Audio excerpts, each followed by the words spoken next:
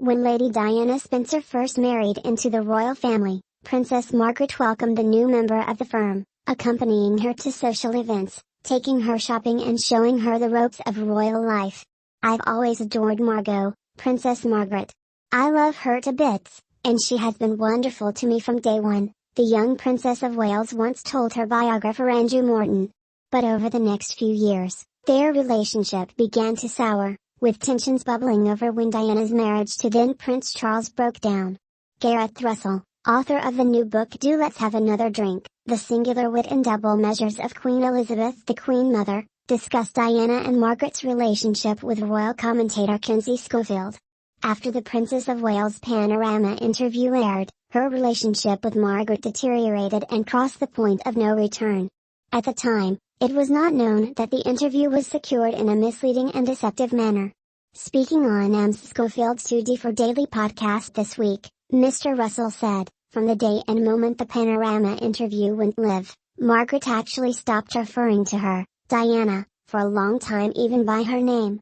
She just referred to her as the girl my nephew married." Despite their strained relationship, Diana and Margaret remain neighbors at Kensington Palace.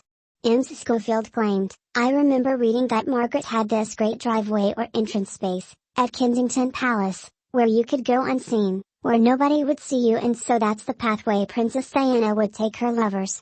But Margaret was always watching, so, while Diana thought she was being super sneaky and getting people through the door, and nobody was going to know about whoever it was, Princess Margaret was peering through the window like, 'I can see you.'"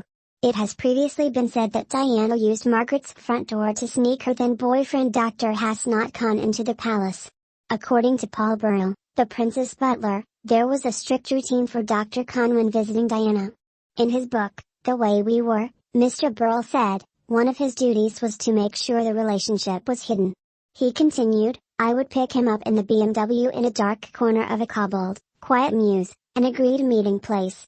As we approached the palace, he'd climb into the back seat, grab the tartan rug, lie flat and pull it over himself. The policeman on the gates waved me through." The prince's former right-hand man claimed that instead of driving directly to the front door of Diana's quarters at the palace, Mr. Burrell would take Dr. Khan to Princess Margaret's front door. He said it was the ideal spot to take secret guests because the Queen's younger sister had insisted no CCTV camera were to monitor her front door. He wrote, "The boss, Diana, wasn't the only princess intent on privacy. But despite Diana's best efforts to keep her love life secret, there was always someone watching." Mr. Burnell explained that the sound of a car engine always brought a twitch from Margaret's curtains at apartment 1A, opposite Diana's home in apartments 8 and 9. Mr. Burrell claimed Diana would say, "She doesn't miss a trick." He wrote that the Princess of Wales would be waiting at the back door and, after letting Dr. Khan inside, she would wave to the windows of Margaret and shout, "Night, Margot." Diana is said to have been devastated by Margaret's hostility, something that did no